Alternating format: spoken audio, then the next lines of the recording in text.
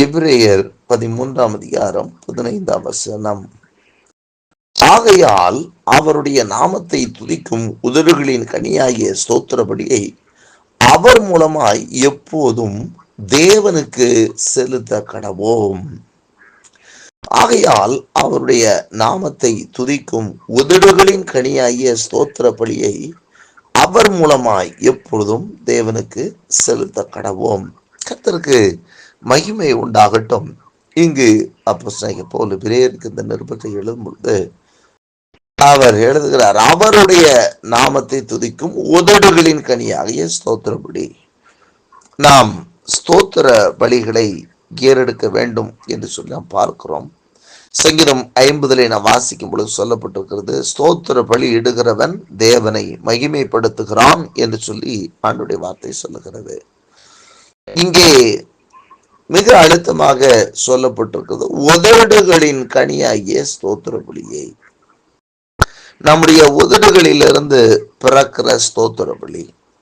வேதம் சொல்லுகிறது, கெட்ட வார்த்தைகள் ஒன்றும் உங்கள் வாயிலிருந்து புறப்படலாகாது, அதற்கு மாறாக துதி செய்தலே தகும் என்று சொல்லி நாம் ஆண்டவரை துதிக்கும் போது நம்முடைய உதடுகளின் கனியாகிய ஸ்தோத்திர பலியை அவர் மூலமாய் எப்போதும் தேவனுக்கு செலுத்த கடவோம் என்று சொல்லி சொல்லப்பட்டிருக்கிறது. அவர் மூலமாய் என்று சொன்னால் யார் மூலமாய் என்று சொன்னால் இயேசு கிறிஸ்துவின் மூலமாய் எப்பொழுதும் என்றால் அது வாழ்வோ தாழ்வோ உயர்வோ எதுவாக இருந்தாலும் சரி, நிறைவோ குறைவோ எப்பொழுதும் தேவனுக்கு செலுத்த கடவோம்.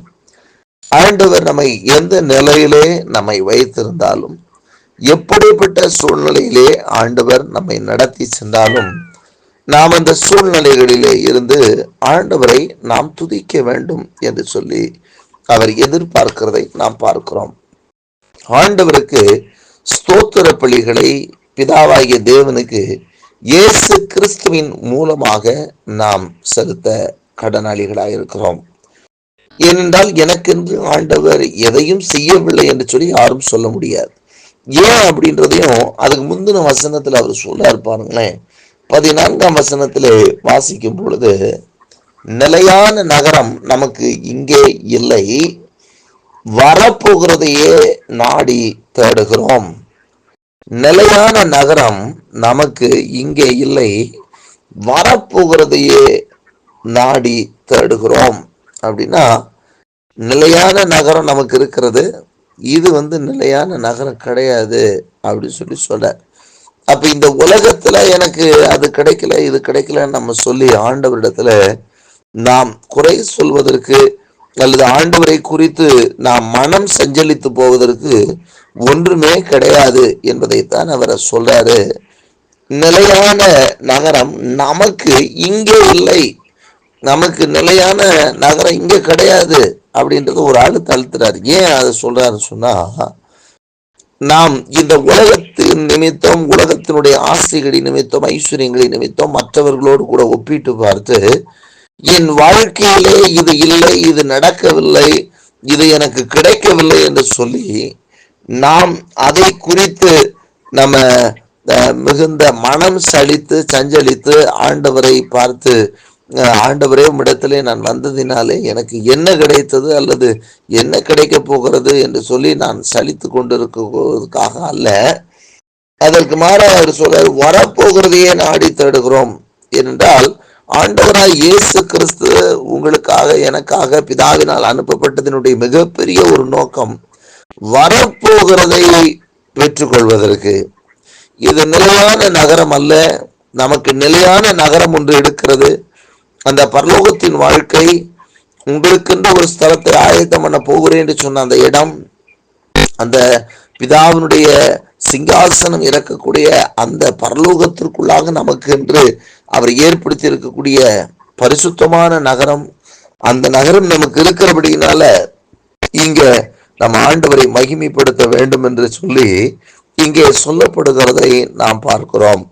அப்படின்னா இந்த உலகத்திலே இயேசு சொல்லி போனது, நமக்கு பாடுகள் உண்டு, உபத்திரவங்கள் உண்டு, நெருக்கப்படுவோம், தூசிக்கப்படுவோம், உலகத்தாரால் நாம் ஒதுக்கப்படுவோம், இதெல்லாம் இயேசு கிறிஸ்து நம்ம சொல்லிட்டு போனது. ஆண்டவரே, நான் உண்மை சார்ந்து இருக்கிறேன், ஆகவே இவர்களெல்லாம் நான் ஒதுக்கி வச்சிருக்கிறாங்க, இவங்கெல்லாம் எனக்கு விரோதமா நிற்கிறாங்க அப்படின்னா ஆச்சரியப்படுறதுக்கு ஒன்றுமே கிடையாது. ஏனென்றால் அவர்கள் உலகத்தார், நீங்கள் உலகத்தார் அல்ல. நம்முடைய நகரம் பரலோகத்தில் இருக்கிறது, நிலையான நகரம் நமக்கு இங்க கிடையாது. கர்த்தருக்கு மகிமை உண்டாகட்டும். ஆகவே தான் அதை சொல்றாரு. அதை சொல்லிட்டு வரப்போகிறதையே நாடி தடுகிறோம். அதற்கான எல்லா காரியத்தையும் இயேசு நமக்காக செய்திருக்கிறார். விலையேற பெற்ற ரத்தத்தை சிந்தி இருக்கிறார். நமக்காக பிதாவினிடத்தில் பரிந்து பேசிக் கொண்டிருக்கிறார். பரலோகத்தின் வாசலை திறந்து வைத்திருக்கிறார். சீக்கிரத்தில் நம்மை அழைத்து போக வரப்போகிறார்.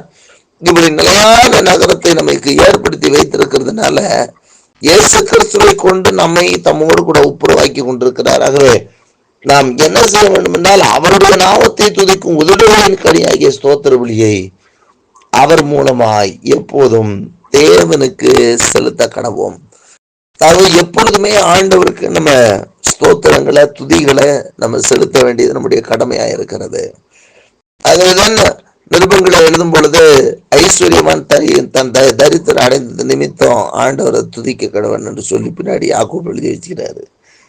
அப்போ எந்த சூழ்நிலையா இருந்தாலும் ஆண்டவரை துதிக்க நாம் கற்றுக்கொள்ள வேண்டும். ஆண்டவரை மகிமைப்படுத்த கற்றுக்கொள்ள வேண்டும். ஏனென்றால் நிலையில்லாதவர்கள் நம்மை விட்டு கடந்து போறதுனாலும், நிலையில்லாதவர்களின் நிமித்தம் நம்முடைய இதயத்தை பறக்க விடுகிறதுனாலும் ஒரு பிரயோஜனமும் இல்லை. ஆனால் நிலையான நகரம் நமக்கு இருக்கிறதே, அந்த நித்தியத்தை எந்த ஒரு நிலையற்றவைகளை கொண்டும் வாங்க முடியாத இடத்திலே நமக்கு ஒரு நல்ல ஒரு இடத்தை ஆயத்தப்படுத்தி கொடுத்திருக்கிறாரே, அவைகளை தினந்தோறும் நினைத்து ஆண்டவரை நாம் மகிமைப்படுத்துவதற்கு அழைக்கப்பட்டிருக்கிறோம்.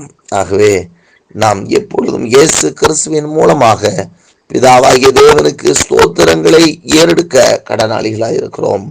ஆகவேதான் சொல்லுகிறார், ஆகையால் அவருடைய நாமத்தை துதிக்கும் உதடுகளின் கனியாகிய ஸ்தோத்திர பலியை அவர் மூலமாய் எப்பொழுதும் தேவனுக்கு செலுத்த கடவோம் என்று சொல்லி சொல்லப்பட்டிருக்கிறது.